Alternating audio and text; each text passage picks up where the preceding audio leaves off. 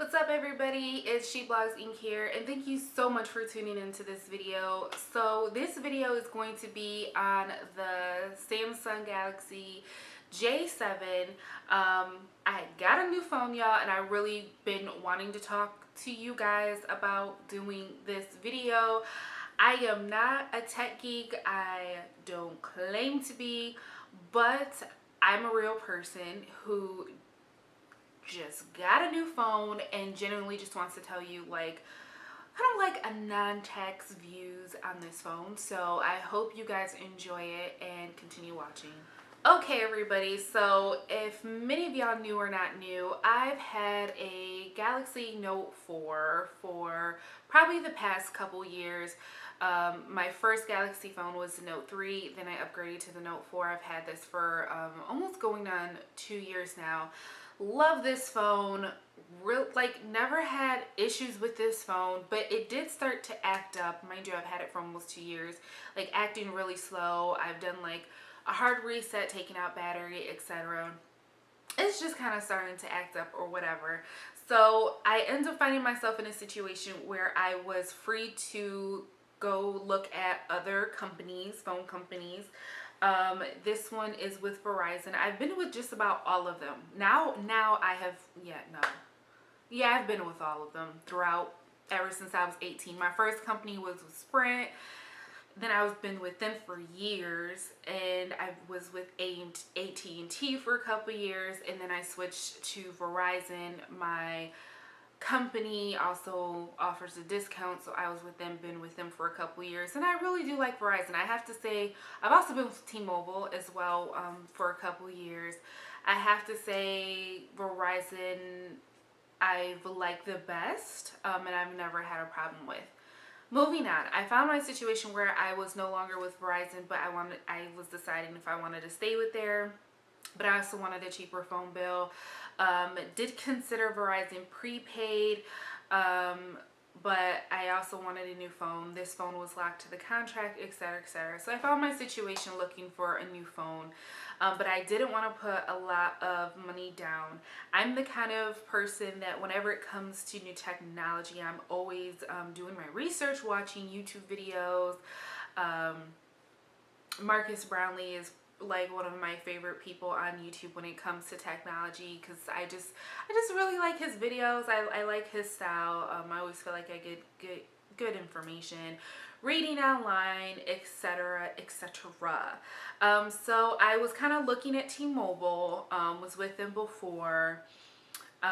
So anyway, when I was calling to like possibly set up a line, I was looking, and I still do actually want the Note 5, but again, I didn't want to put down a lot for a phone. Like, I really didn't. The person on the phone brought up the Galaxy J7. I was looking at the J3 with Verizon, but I really didn't like it. So, and I thought the J7 was like the same thing as the J3, whatever. I told the guy, I was like, look, mind you, I'm coming from a Note 4, so I'm used to like a certain caliber of phones. Yes, I was kind of looking at this S7, wasn't sure if I wanted that, but basically my caliber of phones was up there, right? And I wanted a phone, if I wasn't going to get the Note 5 or the S7, I wanted something pretty comparable, and I didn't want to get a phone and then like look like I stepped back. So anyway, he brought up the Galaxy J7. He went over specs with me. I looked it up on my own, of course. And there's a lot of good reviews on this phone. Like, a lot of good videos, a lot of good reviews. A lot of people are happy. People are saying this is very comparable, and this is, you know, what I came across. So I got a really good deal on it, and I was like, you know what, I'll go ahead and go with the J7, and I felt pretty comfortable with my selection. This is basically a great budget-friendly smartphone. And when I say budget-friendly smartphone, meaning if you're looking for something like the Galaxy S series or the Note series, but you don't want to lay down the money, the Galaxy J7 is a great alternative. It is always under $300, no matter what company you go with. Even if you buy it out of pocket full retail cost, it's going to be under $300, which I think is awesome compared to $600-700 for the Note series or the S series. So let's just get that out the way. There's a huge price difference, but honestly they are very comparable. So I have my Note 4 here. This is the J7, and as you can see, the Note 4 is a little taller, and this is very reminiscent of like the Note 3. The Note 4 has more square edges here, which this has more rounded. Now keep in mind that when you get the Galaxy J7, you won't have a lot of like advanced features as the upper class of the phones. Like this has a fingerprint scanner, notification light. This actually doesn't have a notification light. That's one thing I don't like about this phone. But like a fingerprint scanner and like some other stuff. Like when you look at it, if it senses your eye, it'll stay on, that kind of a thing. The J7 does not have that. It has a 13 megapixel camera on the back and a 5 megapixel front facing camera. I have to say that using the camera on the back for pictures is actually really good. Like I was at the pool yesterday with some fam, took some pictures. They really came out crisp and clean. I was very surprised. I've had this phone for about a week, and this was the first time I actually like took some pictures with it. I was very surprised. No, it's not waterproof or anything like that. Keep that in mind. It is really light, which is nice. It has a plastic, flexible, thin backing, removable battery, if I didn't say that before. Battery life is actually pretty darn good. It is nice. Like when I'm at work, I work 8 hours a day. I love to stream music. I use my work's Wi-Fi. I stream music, and with the Note 4, for example, I'm like plugging it in halfway through the day, probably around like 3 o'clock. I gotta plug this baby in because, you know, because I'm streaming music constantly, it's draining my battery.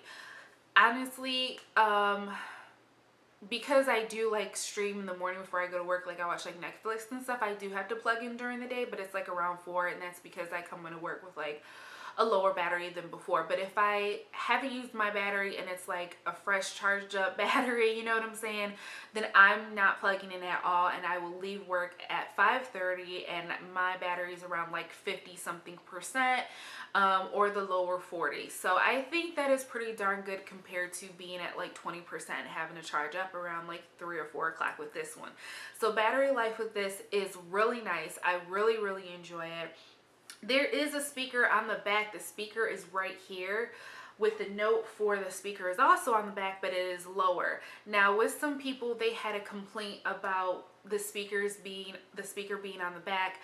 I really don't care. Again, my Note 4 has a speaker on the back. It's towards the bottom, yes. This one is towards the top. Honestly, I haven't noticed a problem for me personally, nor has it created an issue. The volume, I would say, is nice. I feel like my Note 4 is probably a little louder, but I do like the volume on the J7 though, because I feel like it's not too loud or too low. I feel like the volume is just right for me, so I personally like it. And where the speaker is located, I really don't care. I have it laying flat like this on my desk, and I'm able to hear the music just fine. I don't have any issues, so whatevs. Okay. It does not have a notification light. That is probably like my biggest issue with the phone, is that I just think all phones should have a notification light. It's so simple. It's such a small thing. The Note 4 has a notification light. I love it because I can, you know, tell by like if it's blue, then I know I have like an email or a message, and if it's like green, I know it's like a text message. Do you know what I'm saying? That kind of a thing. J7, no, you have to push the home button. Bam, I do have a message and it pops up on the screen. I think the notification popping up on the screen, if I remember, correct me if I'm wrong, it's like with every phone. Like every phone does that. I don't really remember. But I do like that my notifications pop up on the screen, and you can set it to where it'll actually show you the actual whole message. Or of course, with mine it says contents are hidden, because you know what I'm saying, people be nosy. You don't want them pushing the home screen and they can see like, you know, some stuff that they're not supposed to be seeing. But I do like that. Now one thing, and y'all can let me know, because again, I've had the Note 4 for like a couple years, but they have this really cool thing which I really like. It is called Themes. And it's right here. I don't know if you guys can see on the screen. Themes. So you tap on Themes, and I thought this was just so great because my Note 4 doesn't have it, and you can see how your phone will work or look your style. So it's not just a background like we're so used to having. And again, I'm sure like probably like the S7 and all of them have that.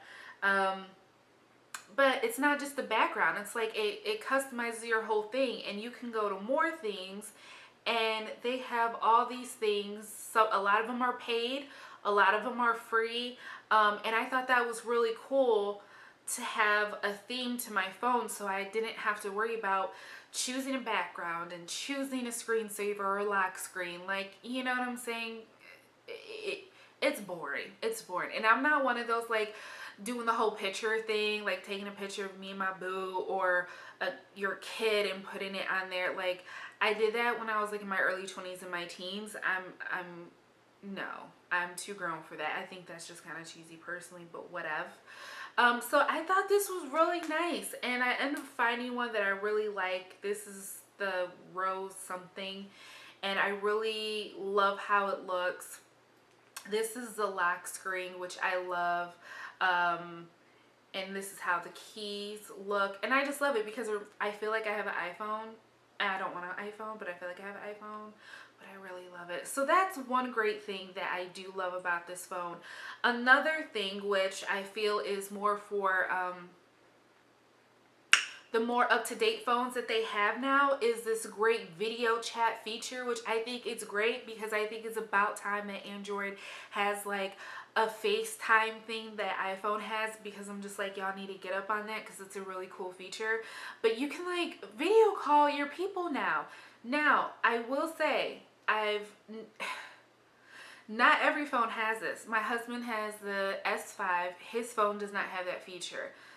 My cousin who has the S7 Edge, she says her phone has the feature. I do notice that with some of my friends' numbers, when I save them, I do see the video camera icon turn green.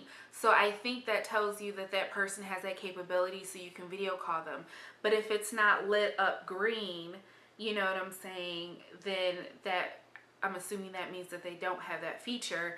But I think Android needs to like update all the phones and have that feature, because I think it's an awesome feature to have, and it's just better than, you know, having to download Skype or Tango or Uvu or, you know, all those other video things. Because let's face it, iPhone people don't have that problem, especially with another iPhone. But I just think it would be great if Androids could face call iPhones, vice versa. I think that would be really awesome. About the model thing, I think this is a 2015 model. I don't think this is the 2016 version. Apparently there is a difference, and I think there's also a difference in size. I really don't care. I like it. I do love how crisp and clean my screen is, and the colors on it. It's very sharp, it's clean. I was very surprised. Really love it. I love how it handles. My biggest thing is that I'm used to a big screen, so I wanted another big screen. I do feel like this screen is practically, yeah, it's almost the same size, except this is a little longer. But it's still a big screen, which is awesome, because when you're streaming, you know, watching Netflix, YouTube, you want a nice big screen. So if you don't want to put the money down for an S7 or the Note 5s, definitely look into the Galaxy J7. It is definitely worth looking at. The price is great. It's a great phone to have as your daily driver. Like, honestly, again, a person coming from a Note 4 that was looking into a Note 5, I am so far, after a week, happy with my purchase. I'm happy with battery life. I'm happy with just so many things in general. I really don't have any complaints, except for a few minor technical things, like, again, like the notification light that I have been used to, you know, with my Note 4. But those are minor things and can definitely be overlooked. It's not a major thing. Do I still want the Note 5? I do eventually, but I'm good right now. It's not a necessity. Again, I'm like a bargain hunter shopper. I don't really believe in like plunking down a lot of money. I've already done that with the Note 4 once. I'm good. If I can do the same things that I was doing on that phone with this phone, I'm good. I don't need to do anything more. So let me know what y'all think of the Samsung Galaxy J7. If you have any questions, if I didn't cover anything, please feel free to leave them down below. You can hit me up on Twitter and Instagram at SheBlogsInc. I'll be more than happy to answer any kind of questions about the phone that you have, or the phone that I have, I should say. Again, I'm not a tech person. I'm not really into all of that. I'm just trying to give a real perspective on what I like and what I like about the phone and what and how it works for me. So let me know your thoughts down below, and thank you so much for watching.